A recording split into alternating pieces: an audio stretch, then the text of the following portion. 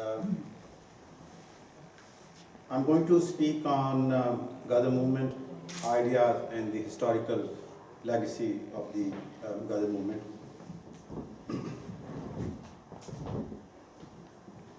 What I want to do is four things. I first want to give a very brief historical sketch of the Ghadar movement.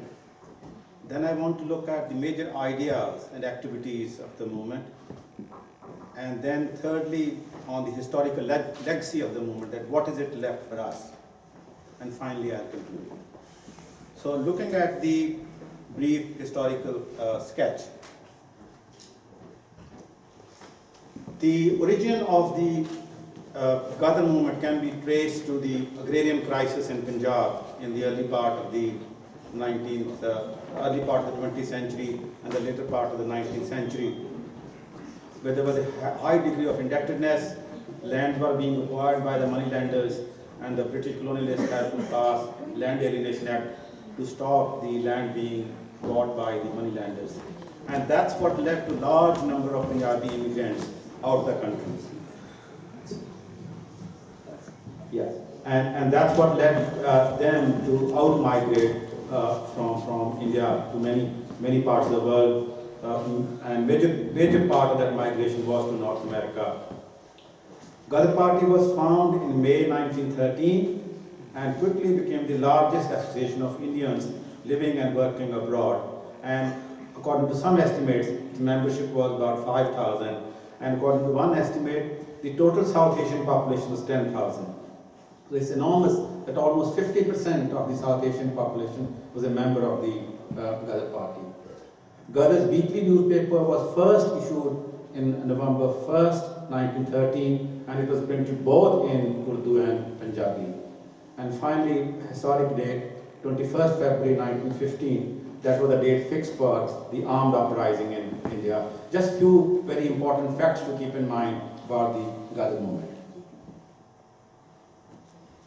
Now looking at the major ideas and activities of the movement, I'm just going to focus on four main things. First is the Ghadar approach to immigration, racism, colonialism and national liberation.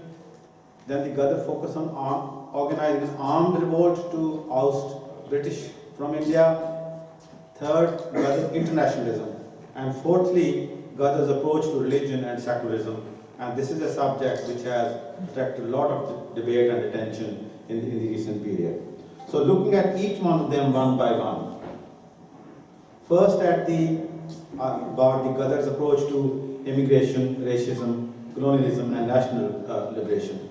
It's very interesting to see, as the first speaker mentioned, that Ghadarites who emerged out of the immigrants, these immigrants obviously had not gone to sort of inspired by any revolutionary ideology. They hadn't gone to America, Canada or Argentina. Babbar Akali went to Argentina inspired by the ideas of national liberation. They had gone for search of jobs. And as the speaker was mentioning, it is their own personal lived experience that they were facing racialism, which made them think about what is the link between racism and they being there.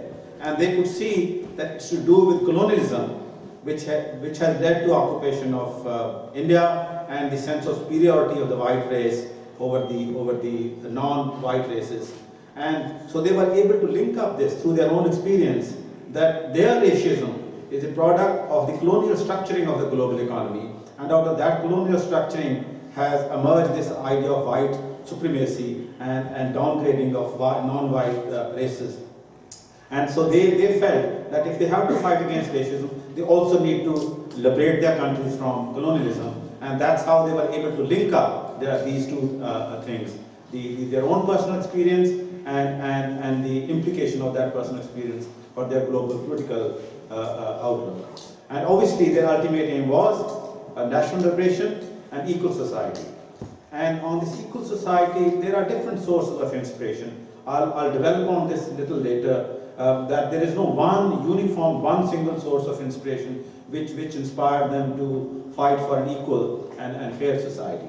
So that's one very major important idea to keep in mind, that their criticism of racism and emerge out of their personal experience, and out of this experience emerge the ideas of fighting for national liberation.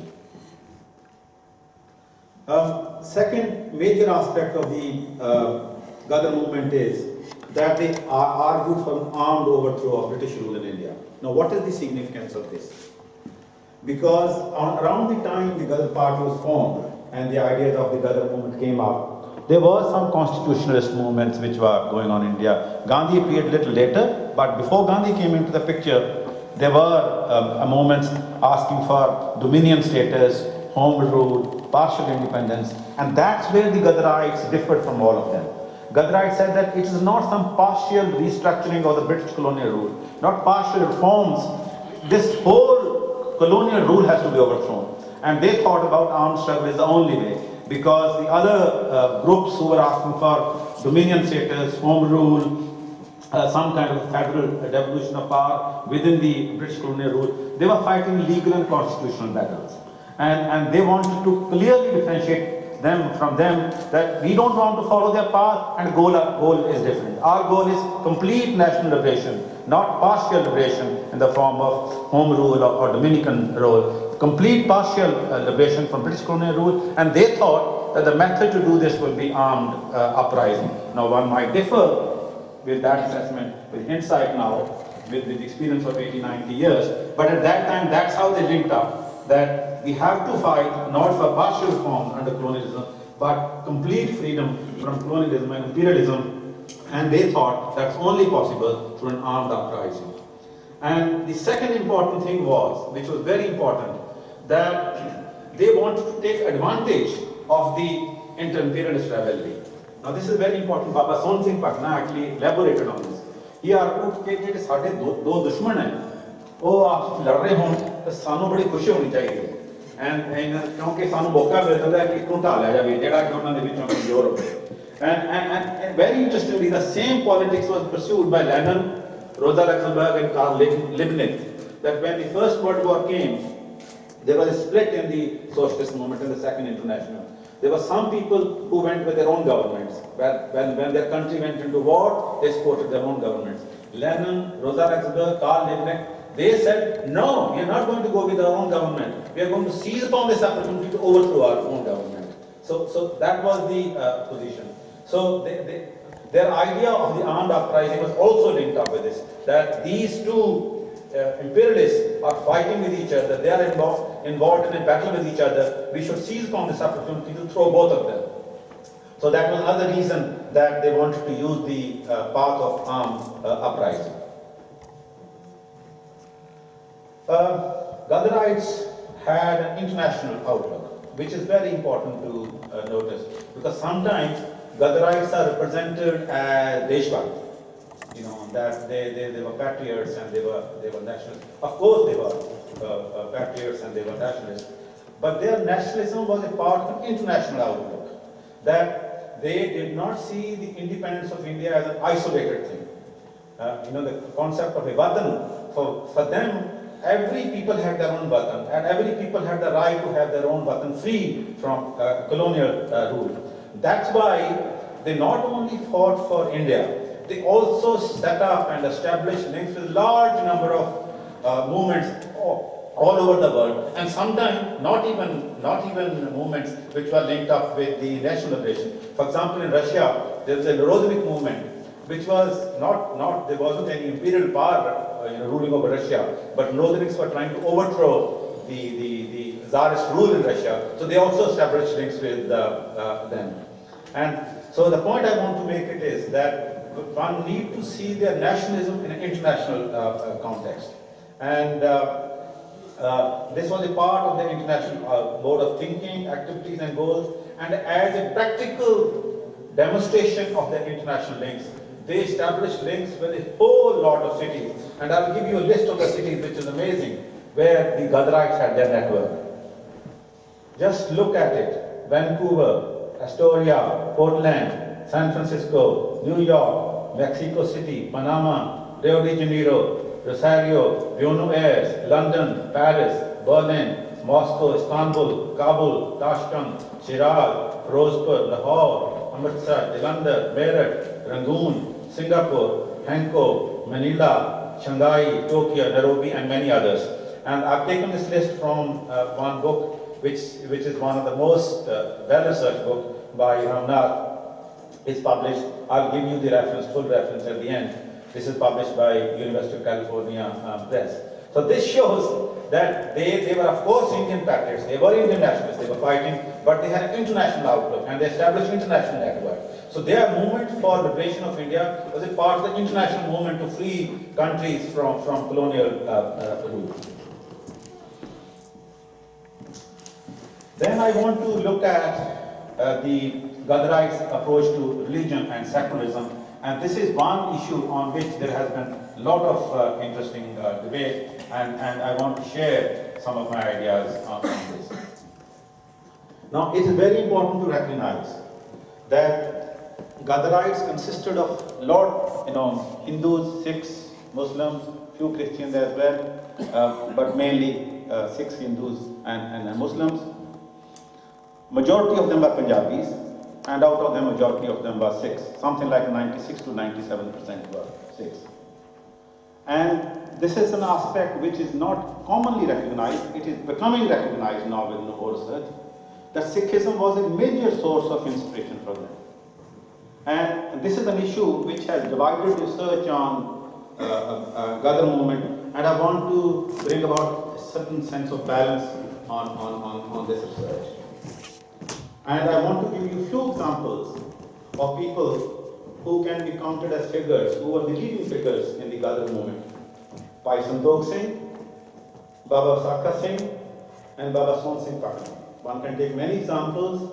There is a very interesting paper published by Paramveer Singh Gill, who lives in Canada, in Toronto, who came to Oxford 2 years back and did his master's thesis. He just published a very, very interesting paper where he went through the newspaper, Kirti newspaper, and Galati Poonj, all the papers. And he brought out lots of stanza where the Ghadarites are seeking inspiration from Baba Deep Singh, Kartar Singh, and they're saying that, the way you have the spirit to sacrifice, you give us that sacrifice. And I won't go into those details because of shortage of time. I want to mention about these three individuals. Now, Bhai Santokh Singh had learned a lot about Marxism. He had gone to Soviet Russia, he had gone through training. He was one of the most educated among the Ghadarites. And he was made the editor of the Kirti newspaper. And it's very, very interesting that the day he had to take over the editorship of Kirti, he went and opened Guru Granth Sahib and sought the walk, which devout religious Sikhs do, that they seek the walk of the Guru Granth Sahib. And I will tell you the walk with you.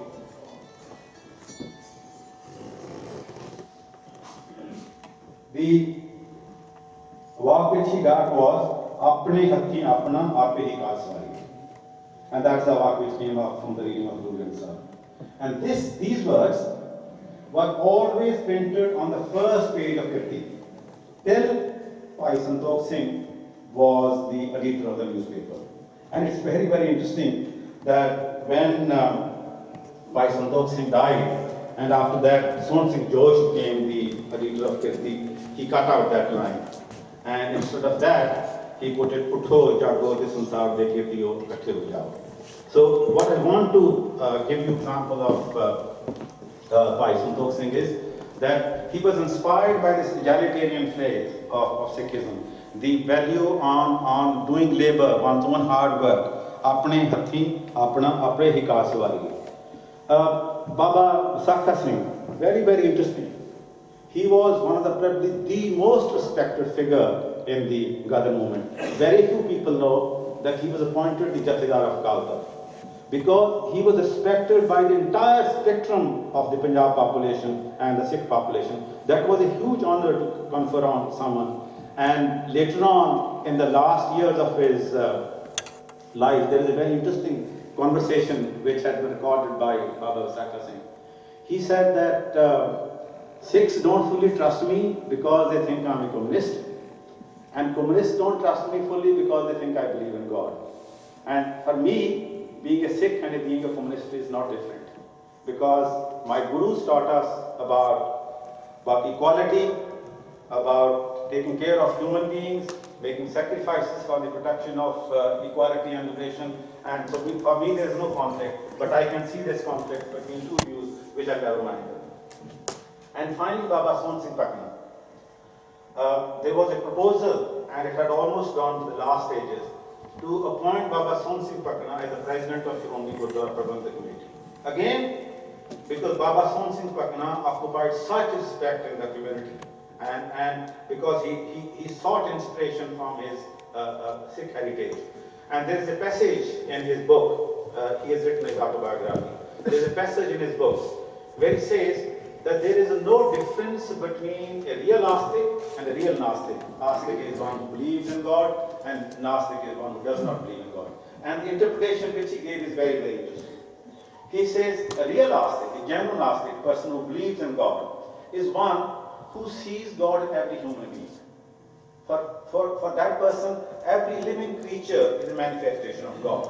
So that person creates all human beings as equal, does not view in terms of differences between religion and caste and so on and so forth. For that person, all human beings are equal, and to serve those human beings is to serve God. Okay, that is how a good atheist, good believer is, good Nastik is. And a good Nastik is, he thinks that human being is what matters. And if you respect human being, you have achieved the highest goal. So he said a real Astik and a real Nastik eventually converge on the same principle of serving humanity. Sorry, I missed something. Yeah, and their approach towards religion and secularism was not a very mechanical way of condemning religion. Because, and this is a point on which I will later on speak, that left has to have a more sophisticated understanding of religion. It wasn't a mechanical, that anyone who believes in God is a superstitious guy, is a stupid guy, and anyone who does not believe in God is a great guy because he or she is a scientific. And they had a much more sophisticated understanding of the relationship between religion and value and all other criticism. And that makes me take up one aspect of the search on Ghadar Party, which is a book by Harish Puri. Harish Puri has changed his views now. I must give him that credit. When he first did his research for his PhD, and that book was eventually published in 1983, he argued that Ghadri Babas had nothing to do with Sikhi. You know, that they did not bother about any Sikh rituals, Sikh practices, and they were secular and nationalist. But obviously the new documentation has come out. He has kind of changed his views, but he changed his views only to the extent that they used in an instrumental fashion. That because they wanted to use the Sikh sentiment of their followers, that they used the religion, they did not actually believe in that. And I think he's very wrong on this. The new research has shown that he misunderstood this, that they were actually very inspired by that. That was a source of inspiration from them. That provided them the courage and the bravery to go through all the hardships which they went through. They valued the positive contribution of religion, but did not posit one religion against another. And that's another very important. Because if I want to criticize Harish Puri on one hand for not recognizing the inspiration which Ghadarites drew from the Sikh heritage, I also want to make a criticism of some of the other scholars who want to reduce Ghadri Babas to just being Sikhs. And they are trying to appropriate that they were Sikhs and they were part of the Sikh movement. No, of course they were part of the religious tradition of Sikhism, but they also respected other religions. Similarly, you find praises of Ram and you know, reference to Ramayana and to Vedas, similarly to Islam. And I want to give examples of two people here, that of Ram Prasad Bismal. He was a Pakka Arya Samaji, very, very orthodox Arya Samaji. And Asif Kalla, who was a Muslim, who both loved each other.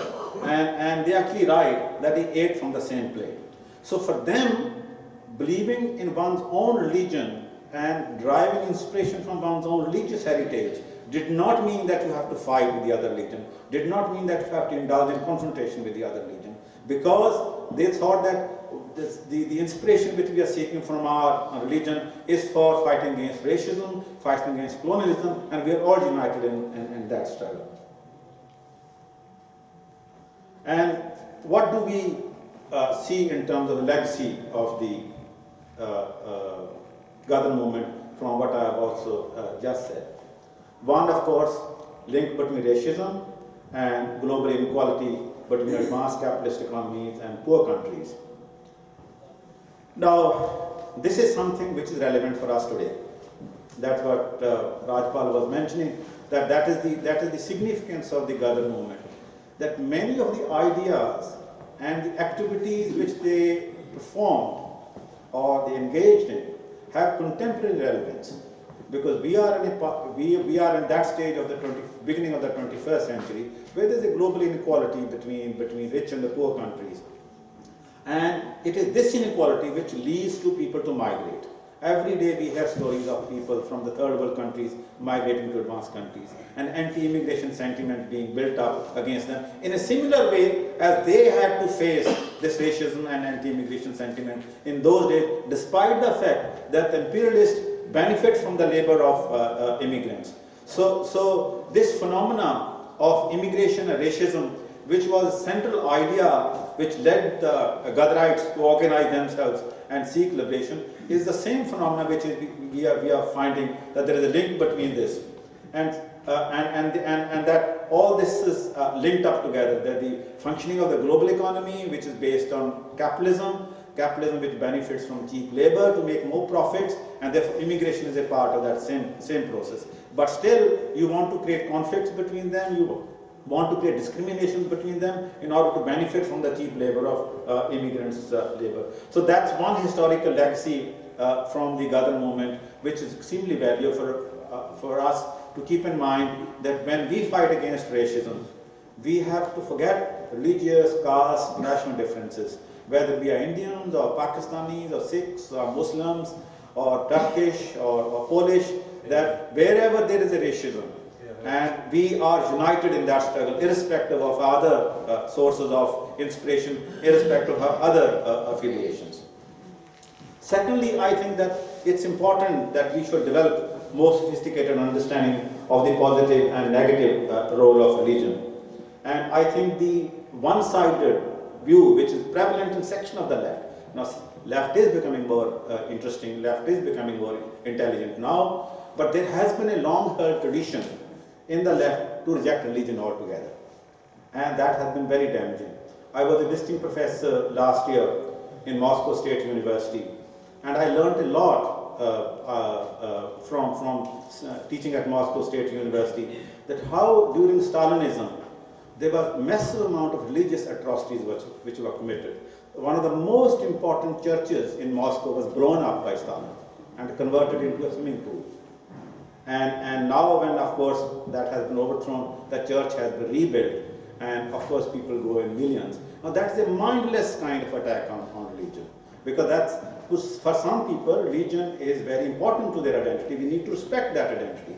And also religion is a two-pronged phenomenon. Religion inspires people. Religion inspires people to make sacrifices. And religion also inspires people to treat other people as individuals. That's a positive aspect of religion, which is a humanitarian aspect of religion.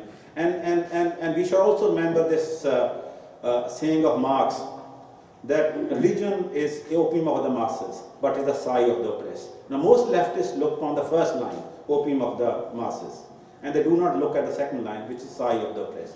Marx had a much more sophisticated understanding of religion, that people who are in everyday life tormented by problems, a child dies, and in a peasant house an animal dies, you are beset with poverty, you are beset with illnesses, there are all kinds of fortunes. Religion acts as a solace. Marx is not going to condemn that. That's what he means, sigh of the oppressed. And when he using the word opium, he's using it in a double sense. Of course, one is that it drugs you, but it's also the case that it also relieves you from the pain. So my point is that if we want to learn from the legacy of the Ghadarites, this is one thing we need to adopt, a much more flexible much more sophisticated, much more understanding view of religion, that religion has two-pronged aspects. Religion inspires people, but if people become narrow-minded, then religion can lead to conflict, and that's what gives birth to communalism. While we fight against communalism, we fight against inter-religious conflicts, but we also value the humanitarian and positive aspects of religion, which will give us a view which is much more closer to what I said of the Ghadar view on religion. Sorry. Then on the question of the armed struggle and the peaceful movements. Now here we need to again reflect that neither armed struggle nor peaceful movement in themselves need to be celebrated. Because Gandhi led what is claimed to be a peaceful movement, but that peaceful movement benefited from all these armed struggles.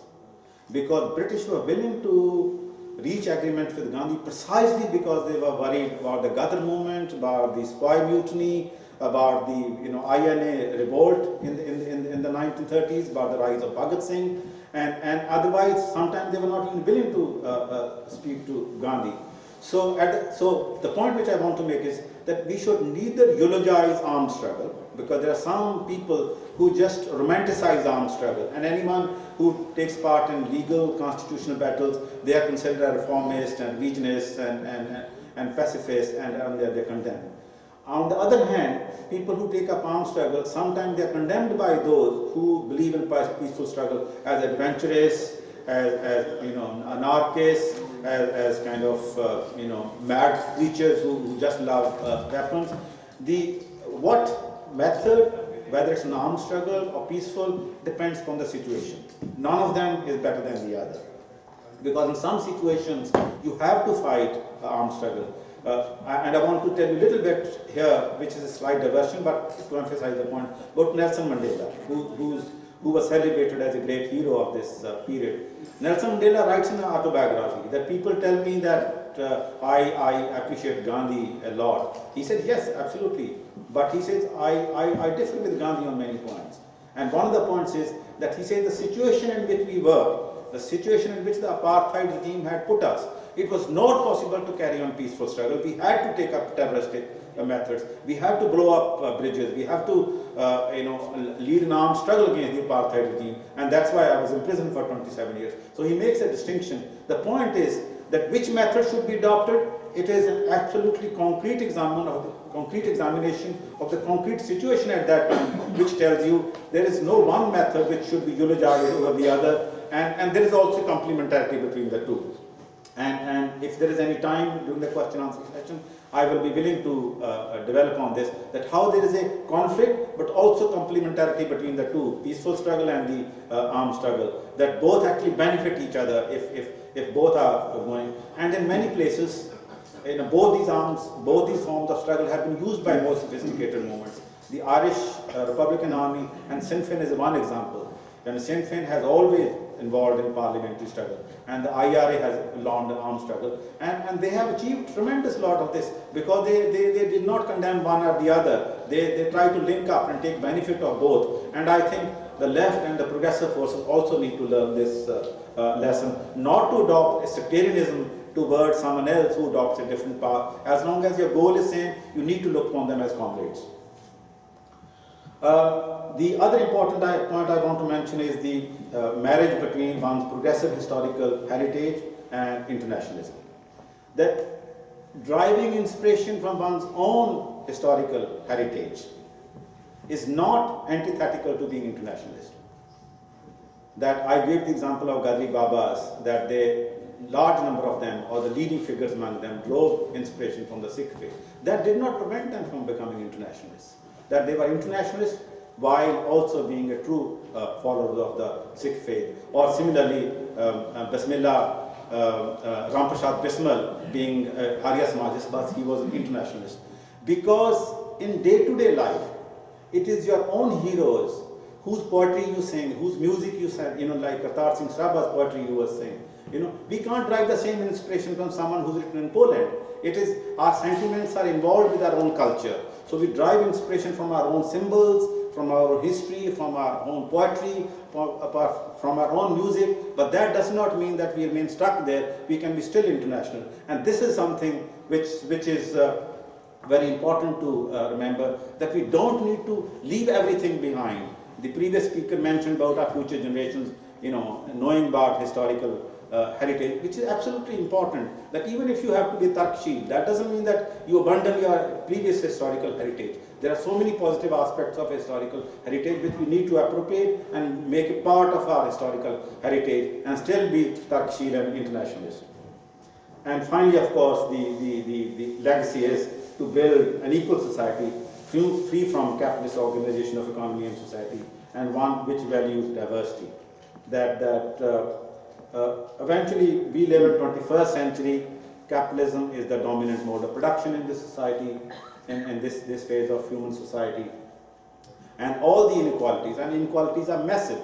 I mean, I teach on this subject, and that how capitalism has created this enormous global inequality. And this has to be fought, and we also need to respect diversity. That people come from different backgrounds, different religions, different ethnic background, different languages. We should not expect that they will all merge into one. We need to respect their different heritage and value them as equal. Finally, I want to kind of, before I go to the concluding remarks, want to also say that Ghadar movement and the heritage of the Ghadar movement have been neglected by the Indian government. It has been also neglected by the left, and it's also been neglected by the Sikh organizations. It is very, very interesting that the Indian state has not bothered to honor the Ghadarites. There is no picture of the Ghadarites in the parliament. They will pay lip service, but no national level celebration. The way Gandhi and Nehru are celebrated, Ghadar Party, Ghadar heroes are not celebrated.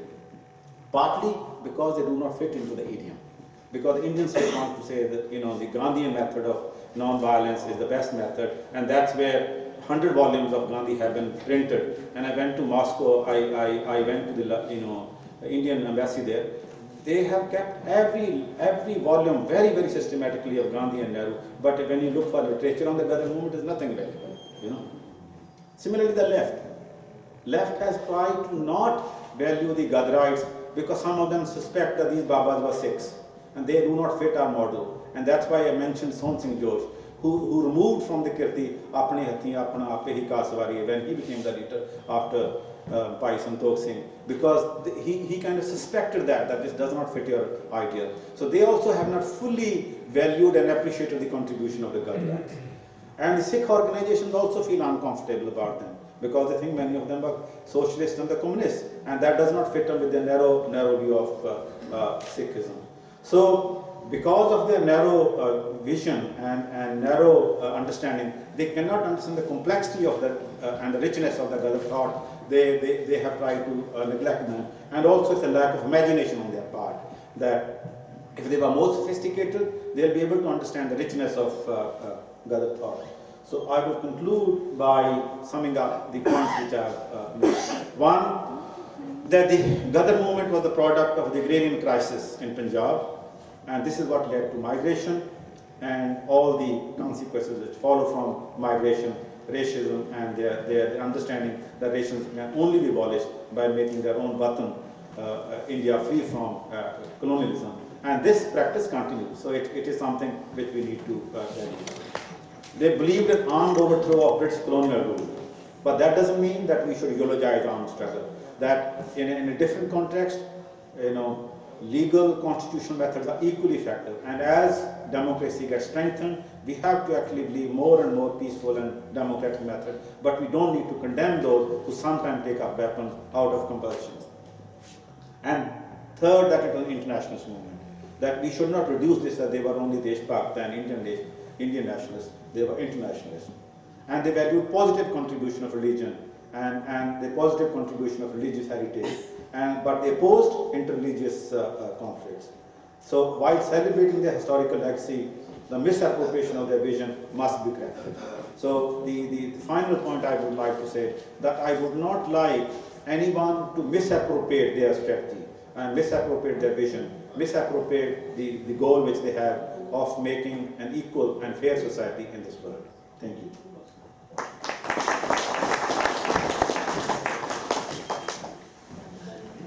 Singh, thank you so much, first of all, for accepting our invitation.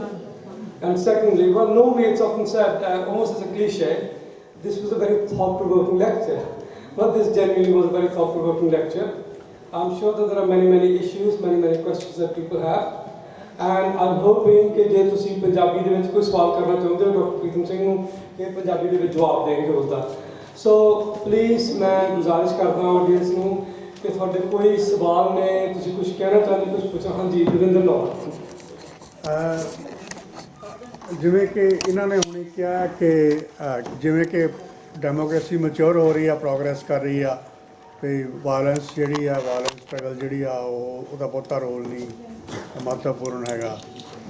ਇਹ ਝਾਰਖੰਡ ਤੇ ਆਂਧਰਾ ਤੇ ਹੋਰ ਥਾਵਾਂ ਤੇ ਜਿਹੜੇ ਮਾਓਇਸਟ movement ਚੱਲ ਰਹੀਆਂ, liberation movements ਚੱਲ ਰਹੀਆਂ, ਉਹਨਾਂ ਬਾਰੇ ਇਹਨਾਂ ਦਾ ਕੀ ਖਿਆਲ ਆ, ਤੇ ਉਹ ਆਦਿਵਾਸੀਆਂ ਦੀਆਂ ਮੂਵਮੈਂਟਸ ਆ, ਤੇ ਉਹਨਾਂ ਬਾਰੇ ਇਹ ਦੱਸਣ ਕਿ ਉਹ ਰੈਲੇਵੈਂਟ ਹੈ ਕਿ ਨਹੀਂ.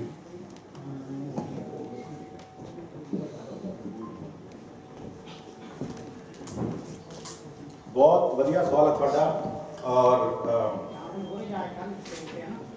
और मैनूं खुशी है कि तुसीं सवाल पुछया क्योंकि मैं इस इशू ते होरनां लोकां नाल भी डिबेट करदा हां. मेरे ख्याल दे विच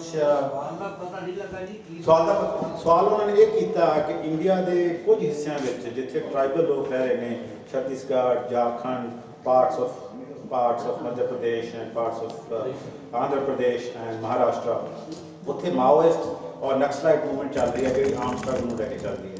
वो बारे मैं की सोचदा क्योंकि मैं क्या सी कि जिवें डेमोक्रेसी मैच्योर हो रही है तो पीसफुल तो डेमोक्रेटिक मैथड्स है, इन्हां दी इंपॉर्टेंस वधनी है, पर उस कॉन्टैक्स्ट दे विच इस स्ट्रगल की की महत्ता है, इस स्ट्रगल के बारे मैं की सोचदा. मैं समझदा कि वो लोग जिहड़े माओइस्ट उत्थे स्ट्रगल लड़ रहे हैं बिल्कुल सही ने क्योंकि उस खिते दे विच बहुत ही जुल्म किया गया और किसी भी पोलिटिकल पार्टी ने इंक्लूडिंग लैफ्ट पार्टीज उन्होंने लोगों ट्राइबल लोगों की बात नहीं पूछी और उन्होंने स्ट्रगल करके उन्होंने कुर्बानियां करके हुण इंडियन गवर्नमेंट उत्थे डिवेलपमेंट प्रोजेक्ट जा रही है. एंड मतलब 1947 च आज़ादी हुई है और कितने साल हो गए वो बैकवर्ड उत्थे कोई स्कूल नहीं, कोई हॉस्पिटल नहीं, वो बीमारियां नाल मर जाते हैं. उन्होंने रिसोर्सिस है वो मल्टीनेशनल दिते जा रहे हैं और this was out of compulsion they fought and out of that now there are some positive aspects which are coming up. So I am critical of those people in the Indian left movement who outrightly condemned the Maoist struggle, because these are very dedicated people who have sacrificed their lives, who sacrificed their careers. Some of them had brilliant careers, and they have mobilized local people, and they are trying to also mobilize women, which is a very important aspect. But I would also say that those Maoists also need to link up their struggle with other struggles in India, because they cannot defeat the Indian government on their own. Indian state is a very powerful struggle. So while appreciating that struggle, I would say that that in itself is not sufficient. They need to link up with other movements which are democratic, peaceful, and they should also not adopt any sectarian attitude towards this. Thank you. Well, I appreciate Dr. Pritam Singh has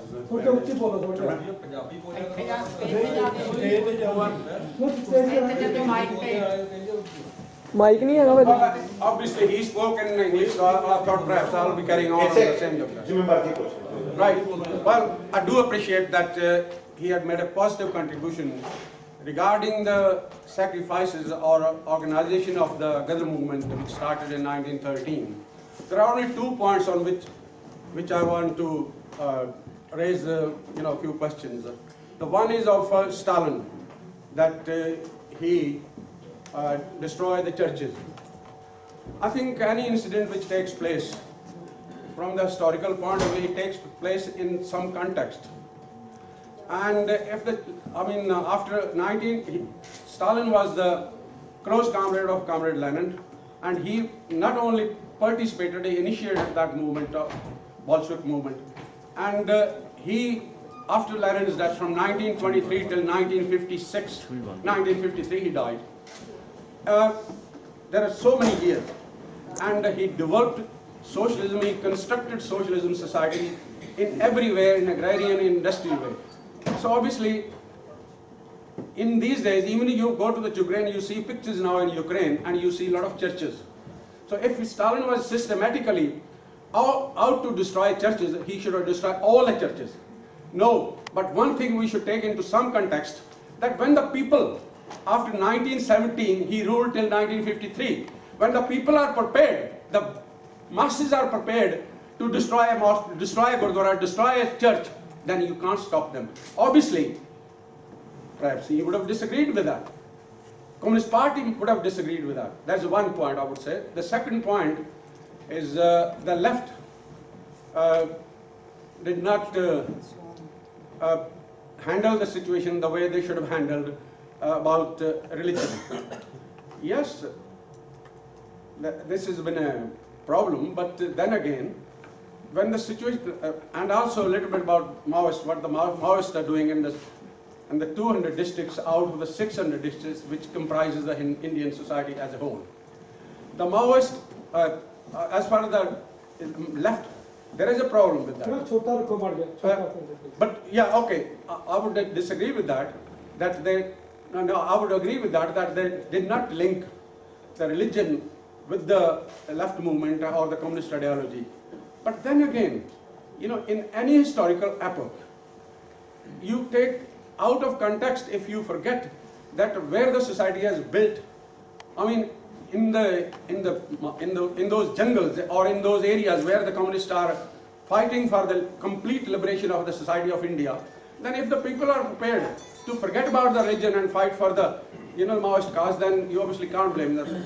And as far as the Maoists are concerned, they are leading a protected war against the Indian government.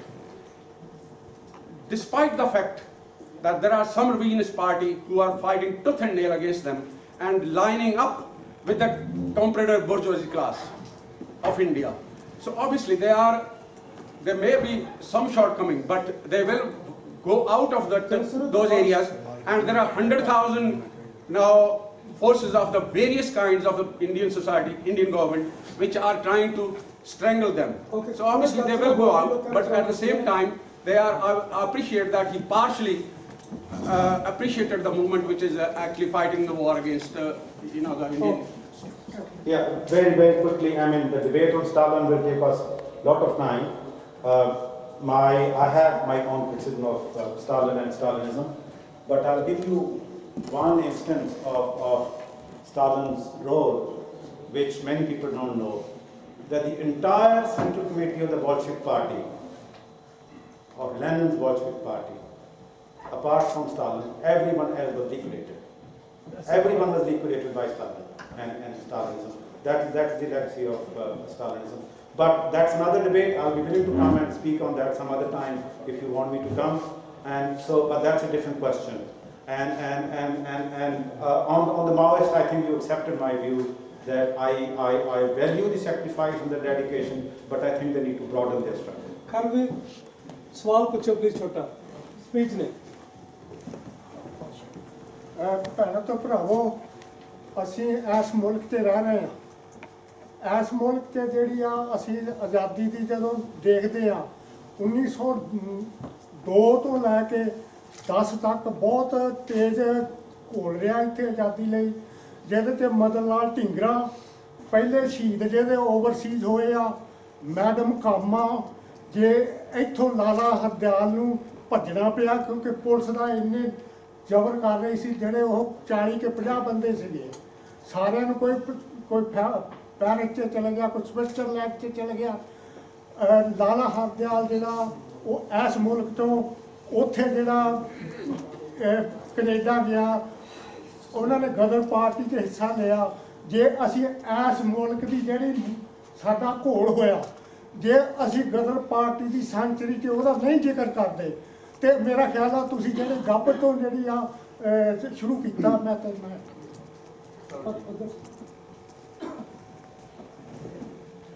ਸਵਾਲ ਹੈ ਇਹ ਵੀ ਗਦਰ movement ਦੇ parallel ਜਿਹੜੀ ਅੱਜ ਦੀ situation ਹੈ